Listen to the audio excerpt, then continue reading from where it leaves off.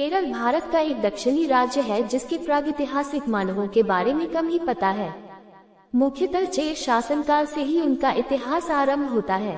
पौराणिक कथाओं के अनुसार परशुराम ने अपना परशु पानी में फेंका, जिसकी वजह से उस आकार की भूमि समुद्र से बाहर निकली और केरल अस्तित्व में आया।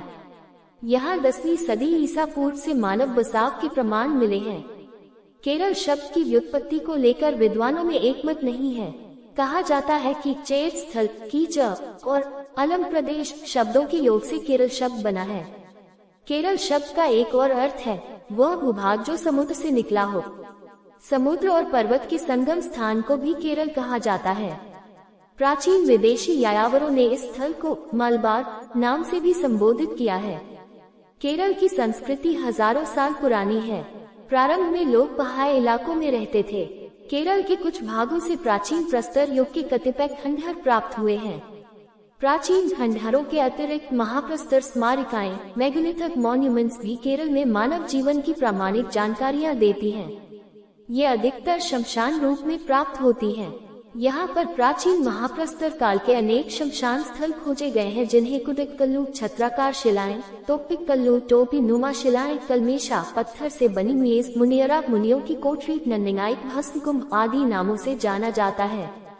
इनका काल 500 ई पूर्व से 300 तक माना जाता है। अधिकतर महाप्रस्तर युगीन स्मारिकाएं पहाड़ी क्षेत्रों से प्राप्त हुई, अतः ये सिद्ध होता है कि केरल में अति प्राचीन काल से मानव का वास था। केरल में आवास केंद्रों के विकास का दूसरा चरण संगम काल माना जाता है।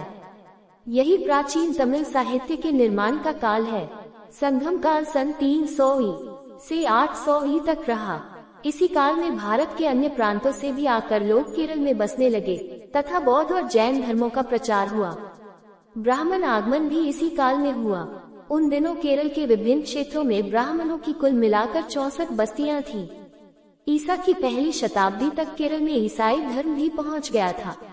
सन 345 में कानाई के थॉमस के नेतृत्व में पश्चिम एशिया के 7 कबीलों के 400 ईसाई धर्मावलंबी केरल आकर बसे, जिनसे केरल में ईसाई धर्म प्रचार को बल मिला। यही वही समय था जब केरल का अरबवासियों के साथ समुद्र मार्ग से व्यापार चल रहा था।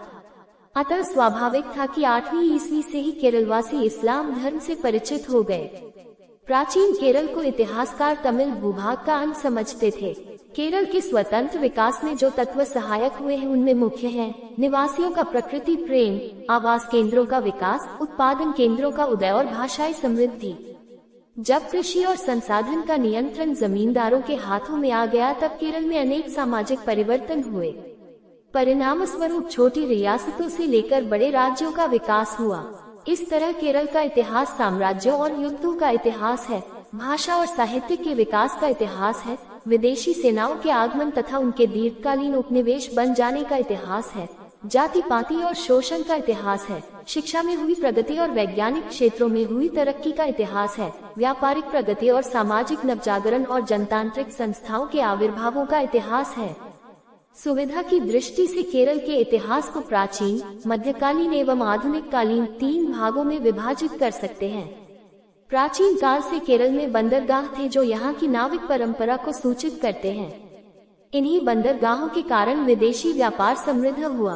प्राचीन यायावरों ने मुसुरिस, कोडुंगल्लूर, तिंडीस, बराके, नेलक्किंडा आदि कुछ प्राचीन बंदरगाहों उल्लेख किया है।